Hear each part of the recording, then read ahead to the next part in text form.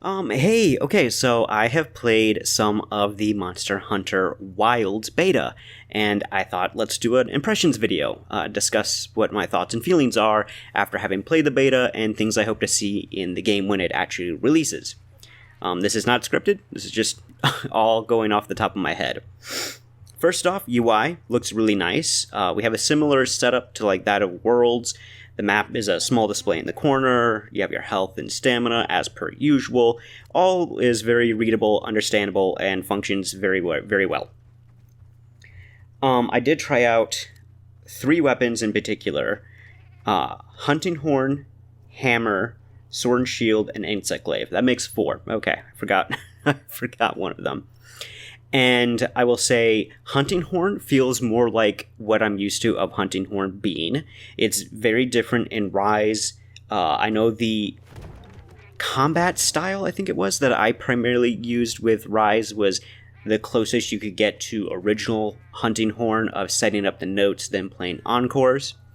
It's back to doing that. It has a similar combo system, so that all feels really nice. There's a few new moves.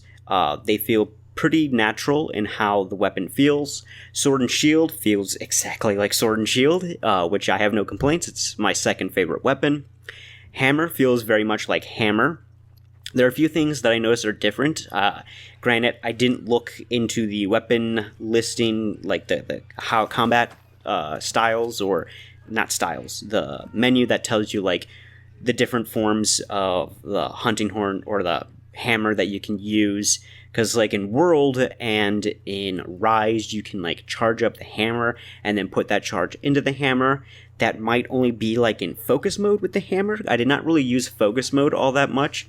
It seemed more like an optional thing. But it did have a huge impact of when I tried Insect Glaive. Insect Glaive has a similar the control setup to that of Monster Hunter World. So I'm least used to that. Where Rise, it feels more like the 3DS games when it came to using Insect Glaive. In terms of like sending out the Kinsect and pole vaulting. There's a few differences. When you're in the air, they changed the button formation for 2 moves.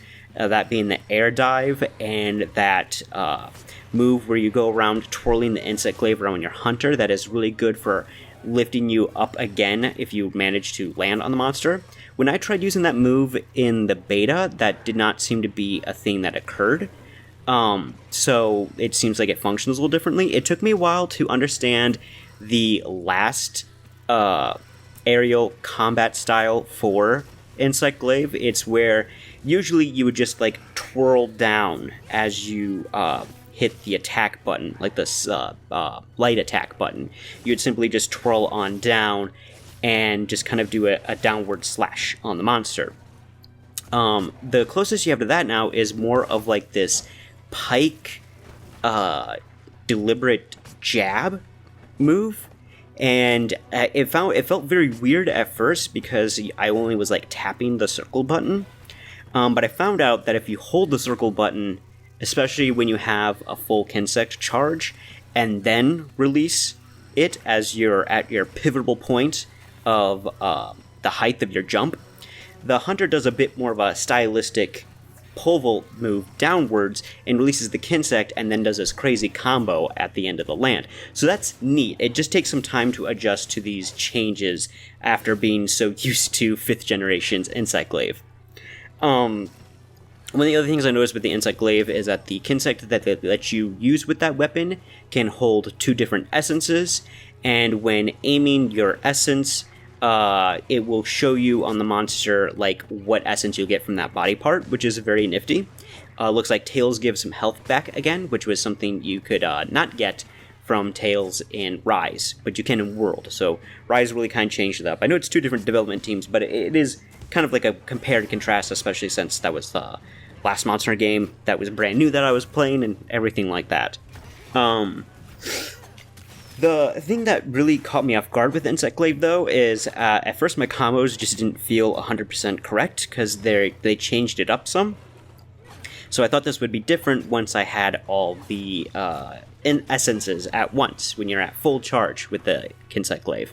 But that did not happen. It still has a very slightly slower combo setup. For the most part, your strong attacks are similar, like that. I call it like the Darth Maul move, where it's really good for getting you some distance of going forward or backward, and it's some evasion for moving out of certain monster hits.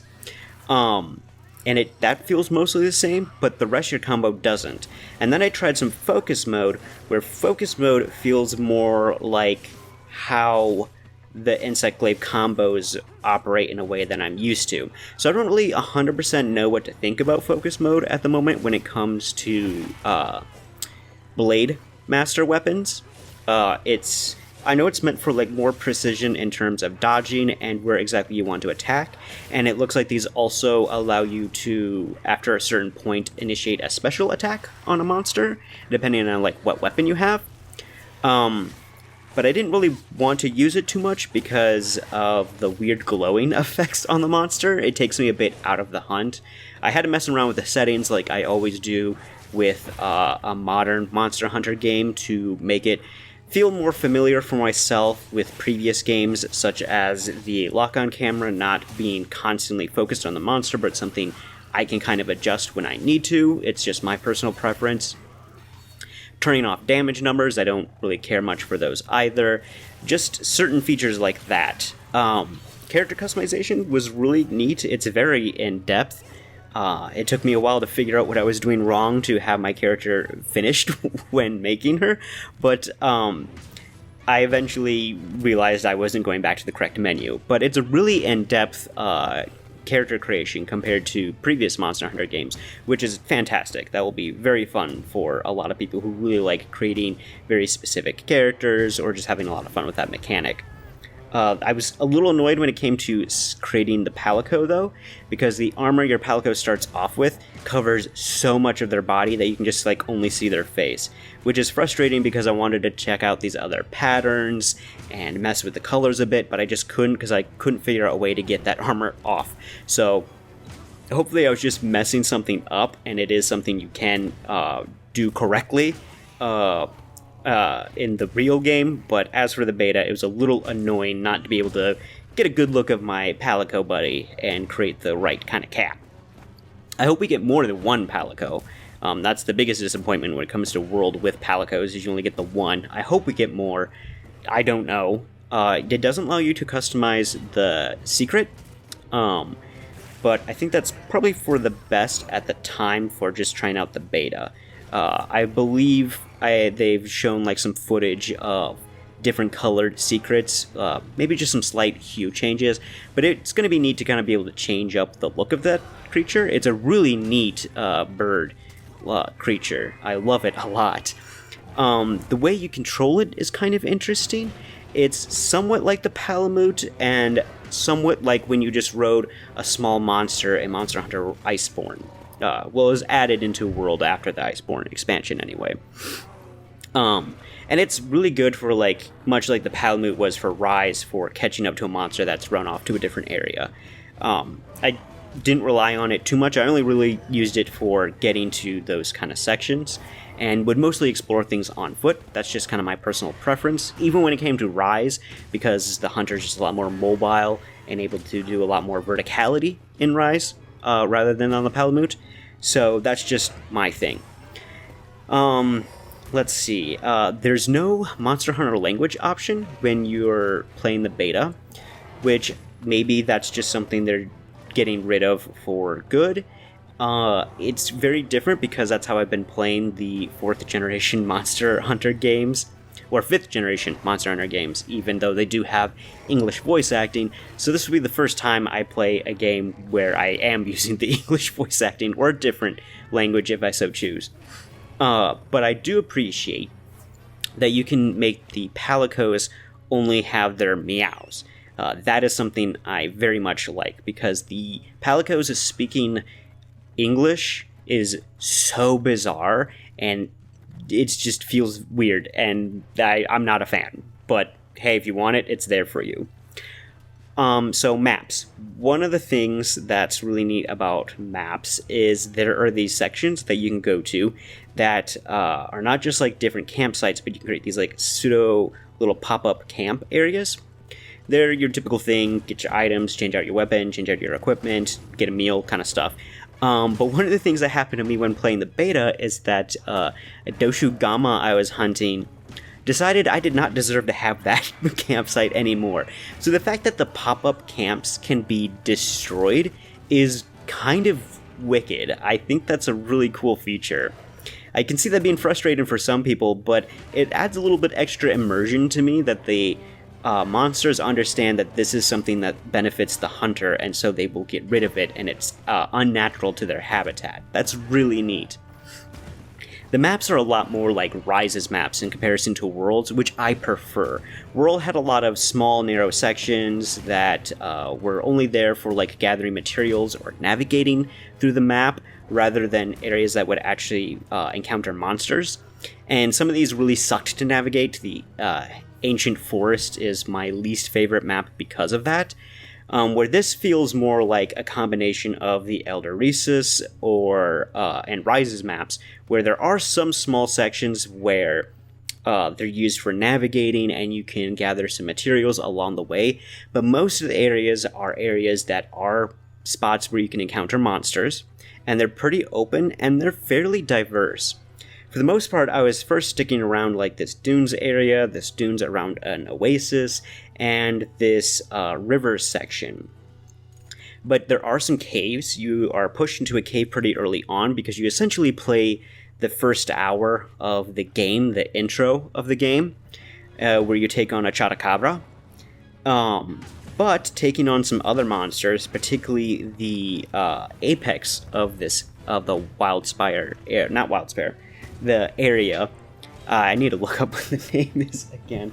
You know what? I will right now just so that I have it correct. But taking on that apex monster brought me to a cave that was like really crystalline and went fantastic with its electric moves. It was really neat. Let's make sure I have the name of this correct, because I haven't, it's a new game, so I just don't know exactly what all these areas are exact. Let's see. Whoop. Okay. Ecosystems. Is it loading? Okay, there we go. The Windward Plains. There we go. Yeah, the apex of that region, that monster being Rayda. Really neat. We'll get to them. We'll get to monsters here in a moment. But yeah, the Windward Plains, really cool location. When I was first kind of entering it, it was very like sepia toned, not a whole lot of color, but that was just kind of like a dust storm. Once that settled and went away, things started becoming a lot more interesting and a lot more vibrant, which I really appreciate. I like when the colors pop. Monster Hunter Generations Ultimate does that really well, and that's a game I really love because of its visual style. The weather system is so cool. It kind of is a very natural transition and very much changes up the map. The fact that these maps are very distinct, not too complex, but also wide open and very navigatable, and perfect areas to hunt monsters, and monsters will show up in many different areas, is fantastic. I also like when I was running around, monsters wouldn't go after me right away like they would in Rise, which is something that Worlds did, which I really appreciate. They feel more like natural creatures. Now, certain monsters are more aggressive and will eventually go after you, but I did get to encounter a Rayda just drinking water, which is a neat thing to see. I really like these ecosystem behaviors in monsters. Even small monsters have some of that. Like there's this new gator creature that will wait in the river for some herbivores to walk across, small ones, and it'll just like pop out of the water and attack them and eat them, which is fantastic. I love that. So yeah, so far I'm really excited for a lot of these different aspects of the game. The big thing I noticed when it comes to the combat is it does feel a tad slow. I don't know if it's just because like it's just the beta, it's just a new game, so I'm not used to all the mechanics, or if it's just a new system that I'm not 100% used to when it comes to playing Monster Hunter on. I was playing this on my PS5. but the combat does feel like it's a little bit slower, like that of Monster Hunter 3 Ultimate, in comparison to like Monster Hunter Rise. Now that's just a thing that it felt like. I can't say that that's for certain. Also, the fact that armor is not body type exclusive is really neat. In fact, I went with a more feminine body type for my hunter, but went for the masculine Hope armor set, which is a cool looking armor set, by the way. If that's our starting hunter gear, that is the best starting armor in the series, as far as I'm concerned so far. So that'll be really neat to mix and match all these different pieces to make some really cool looking armor sets. The fashion hunting is going to be spectacular and awesome to see. I can't wait. And that's kind of it in terms of all of that aspect. I guess the last other thing that I noticed was I thought that it was only an expedition mode-esque kind of game where you'd only go out on the map, hit a monster a few times, quest starts, and then you're properly hunting it.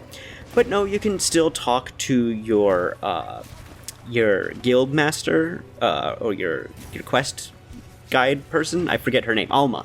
You can talk to her, and she will post a quest and it'll act just like older Monster Hunter games where you're taking on a quest as per usual, which is awesome. So you get both the best worlds. I don't know how, and I can't remember how in depth I got about this, but expedition mode being where you can just go to a map and monsters continuously just show up as time goes on that are inhabitants of that area is one of my favorite features of the 5th generation, and it's my favorite way to just play the game in terms of just having fun, just going to these maps, goofing around, and encountering random monsters. I love it, and I cannot wait for that, as I think this game's going in that direction, and that's the way forward in the series I love. So I cannot wait.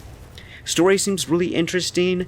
It's still fairly simple, which is a good thing to do, but it's still engaging in terms of like the cinematic approaches that they make, like the nice little transitions from cutscene to gameplay, which reminiscent of Monster Hunter 4 Ultimate when it came to like showing you a monster, and after their intro scene, it just naturally transitioned to the hunt. So that's all really neat stuff. So, sorry, I keep saying that. Speaking of monsters, let's talk about them. So far, at the moment I am recording this, we only have 3 locations officially released, and certain monsters from each of these locations. All these monsters I think look really neat, and I cannot wait to hunt. Specifically, the ones that I hunted in the beta were Doshogama, Chotacabra, and Rayda, or is it Radura?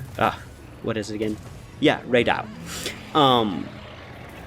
They were all really neat. Strangely enough, Doshogama was the weirdest one for me. The way its combat style just didn't click with me right away, so it's going to be a monster that's going to take some time to get used to in terms of hunting. Chotacabra is very much an early monster. It's charming, it's cute.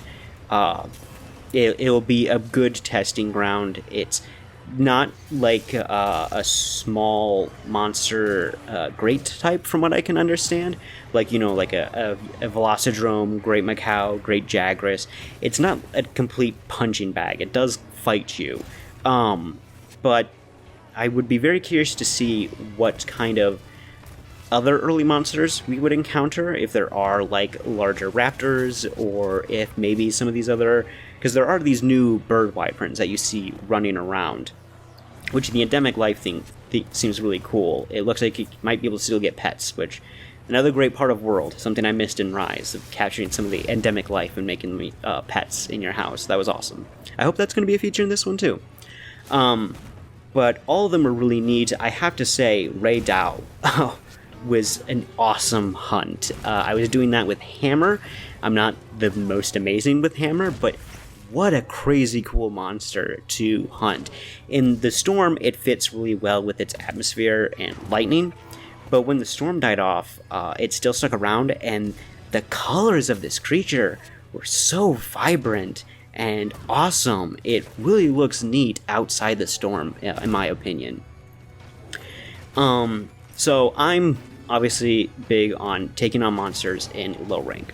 So I'd love to see all these monsters in low rank, but I have a feeling that the flagship monster, the White Wraith called Arkveld, I believe is how you pronounce that, I have a feeling that's going to be exclusive to high rank. Just because this is going to be Monster Hunter 6, and it is the flagship monster. And with Monster Hunter 5, which was Monster Hunter World, its flagship monster, Nergigante, was also exclusive to high rank. So I wouldn't be surprised if they do something similar like that. Now, I can't say for any certainty, and I know this stuff doesn't matter to most people, but it does matter to me because low rank is where I go for all the equipment, and yada yada yada. So I'd love to see all the monsters, but I have a feeling that's the one we won't for certain. But the ones I absolutely want to be in low rank would be like the Black Flame. That thing looks really neat. Rayda, La Bernera, the spider. That thing looks so cool. I believe Chotacabra, Doshigama, and Balahara are all going to be there. And that Quincemetres, I think is how you pronounce it. The fighter bird thing. Rayda, again, needs to be in low rank. And the one I can't wait for the most being Uthduna. That I really want being in low rank. It looks so cool. We also have a couple of previous generation monsters that have been revealed. That, of course, being young Kutku. I love seeing Kutku come back. Such a charming creature. Please be in low rank. Kongalala. I actually do want to see Kongalala be in low rank because in 4U there just wasn't enough equipment to play with, and I think they've gotten a lot better about making sure you have lots of equipment to play around with in Monster Hunter going forward. Like World had lots of weapons, they just didn't have great designs, which this game looks like it's fixing. This game looks like it has actual unique designs from what we can tell from the weapon trailers, and when taking a look at the armor sets in the beta, they have more like Rise's system rather than World, where World had like all the low rank armor sets just had like level 1 of each and every, just level 1 for every skill it possibly could have, and it didn't really give you a good idea of like the importance of armor aside from its elemental resistances, and kind of neglecting the importance of skills, where Rise actually did a lot better job of that. You could have an early set that had only like 3 skills, 2 of them at level 1, but another one at like level 4 or level 3 that actually gave you really good benefits and served the purpose of what the armor set was meant to be. And it looks like that's what they're doing in this game as well. I have the Hope armor set has like 2 like stamina based skills that are level 1, but then it has a really high level Divine Blessing, which is perfect for an early game armor set and beginner armor set. So seeing Kongalala would be so cool again. And then we have some data mining and leak related things. This would be, so the data mined stuff is there's a mention of Nerscylla, which I kind of had a feeling might be in the game considering the other spider monster. I would love to see it in low rank. It's been quite some time since I've gotten to hunt a low rank Nerscylla in a Monster Hunter game, and I really like its equipment. Spoilers from whenever we get to that equipment set video eventually, but it has awesome equipment, and I can't wait to go for that kind of equipment again. It's mentioned with Gypsarus. They found Gypsarus code in the game. I can take or leave Gypsarus being in low rank. It's an okay monster as far as I'm concerned, has some decent weapons and interesting armor set, I'll say at the very least. But I'm not like the biggest fan of Gypsarus. Gravios was also been data mined, which will be quite unique. I would actually like to see Gravios in low rank. It's a good kind of monster to teach hunters the importance of weapon sharpness and skills that can help you bypass deflection. Because Gravios is a bulky monster with very resistant skin, and I think it'd just be a natural progression from Rise, which had Bessarios, to then give us Gravios. And I'd like to play around with more Gravios equipment, because, again, 4U didn't have a lot of Gravios equipment. I just remember, I think, a gun lance and a hammer, and that's like it. So I'd like to see if there's other weapons to try out, because that was the great thing about Team Desarios and Rise. I got to play around with like the long sword and all these other cool weapons, a hammer, a gun, bow gun, like all this kind of stuff. And then lastly, Gore Magala, which is quite a shock to me. Gore Magala, if it's in the game, then obviously Shigaru Magala would also be in the game. And I would die for that monster being in low rank. I really want to just fight a Gore Magala constantly again and go for all its equipment without having it to be just in high rank, because I love Gore, I love the Gore set, I love all its weapons. It's such a neat monster, and it'd be also rad if Shigaru could be in the low rank as well.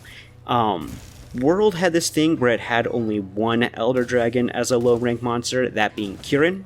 Rise had none, which sucked. But I like having low rank monsters that are Elder Dragons just as a good way to kind of prep the hunter or player for what to anticipate, kind of a big finale to low rank before you get onto high rank, where stuff gets a lot harder. And it's one of my favorites in terms of gameplay, because I think it's really well balanced in terms of the hunts. I just don't like going for all the grinding materials, because sometimes it sucks. Like, I have spent 3 hours trying to hunt Legiana for one piece so I could make its full armor set. I hate doing that. I have a bad memory of taking on high-rank Duramboros in 3U for like 2 hours and never could get its complete high-rank armor set, which is what caused me to be like, okay, I'll just go for all the low-rank stuff instead. And then there was like I think it was a Chinese leak of some other monsters that are supposedly going to be in the game. Blanganga, which makes a lot of sense since we have that fire ape creature that was mentioned in the oil basin. Again, I think I like Blanganga more than Kangalala and would really love to see that monster in low rank, which means I hope we get an ice map, and I hope it's a neat one. That I cannot wait for. I tend to actually really enjoy the ice maps. Frozen Seaway is still my absolute favorite, but yeah, no, that'll be awesome if that's the case. And I would love to see the new ice monsters, because we haven't seen a new ice monster revealed yet.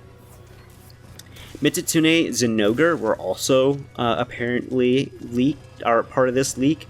If that's the case, I could take it or leave it, because I already took on Zenogre and Mitsutsume in low rank for Rise, so I don't need them in low rank in this one. But if they're in the game, they're in the game, and that's cool, because, hey, that means you get some great thunder weapons and awesome water weapons, and one of my favorite armor sets as well. Then, lastly, what else was mentioned? There was another one. Seregios. That's the other one. Seregios, I would love to see come back in low rank. I think it's a wicked monster. It's a really good monster to also go for, because it has nice weapons that are pretty... they have a unique mechanic to them, but they can be used universally since they have no element and have really good sharpness. So they're very nice weapons to have if you just really need a good weapon for the time being. And Nargacuga doesn't exist in the game. Which is usually my go-to monster. It was my go-to weapon type for Rise. Both high rank and master rank when I played through Sunbreak. So yeah, that's it in terms of the leaked monsters and supposed monsters and what monsters we do know. Obviously, Rathian and Rathalos are going to be in the game. They're going to be them. Hopefully, Rathalos is fun to hunt like he is in Rise, and hopefully, Rathian is still awesome. But with the oil basin, I won't lie, I did think maybe we might be able to get that, was it Gosmazio? I know he's tar, not oil, but that would be wicked if we got some kind of endgame G-rank monster into a game. That it's, because, like, what? I don't think we've gotten any other ever before. I know, like, you got some from just the high-rank endgame of old games, such as Alatreon and Amatsu, I think is how you pronounce that one. But we've never had, like, the giant serpent come back. Oh, that was just base 4 high rank. Yeah, it'd be interesting. I guess I don't know 100% what I'm talking about, but it'd be a cool monster nonetheless. And I would presume Rajang's going to be in the game. Now, if Rajang ever ends up in low rank, that would be insane, but I don't think that's a monster that ever will be a low rank monster. It's always been high rank as the earliest. But I just have that feeling just because, again, of the Fanged Beast ape creature we see in the latest trailer. Like, that has very much Rajang vibes in some of its moves, where I'm like, okay, I bet Rajang's going to be in the game. So I've been rambling quite some time. I'm going to end this by talking about a couple of things. First off, I did do some video recording of some more equipment stuff. Just some short ones, so I'll be sure to work on those at some point here. And to kind of at least end the low-rank armor sets for monsters exclusive to 3U, which was only 2 left, and then we'll kind of be looking at some of the stuff from 4th generation on, or like Gen U and up in the games that I play more frequently. I do play 3U, it's just I play like Gen U, Rise, and World way more in comparison. Secondly, I, much like with Rise, I'm going to go with completing low rank with a weapon I am not one of my mains before. So in Rise, I did this whole pool thing where ended up being Hunting Horn was going to be the weapon that I mained. So I mained Hunting Horn in Rise low rank till the very end with every single monster, and it was quite neat. I like it as a way to get better with certain weapons. My main weapons, though, that I go to for any time when I'm especially doing high rank and up is Glaive and Sword and Shield. Those are my perfect weapons. They're the ones that are like S tier. They're my go-tos. I understand them. They feel proper to me. I just get those weapons. So in this game, with Wilds, I'm going to go very different. I'm going bow. I think 5th generation really improved bow as a weapon. It's always been my favorite gunner weapon, but I think they did a lot of small changes that make it a lot more accessible and just a lot more entertaining for myself to play with. I think bow in Rise is really, really good. That counter dodge is so much fun to pull off. So I want to give bow a try. I think that will be really neat.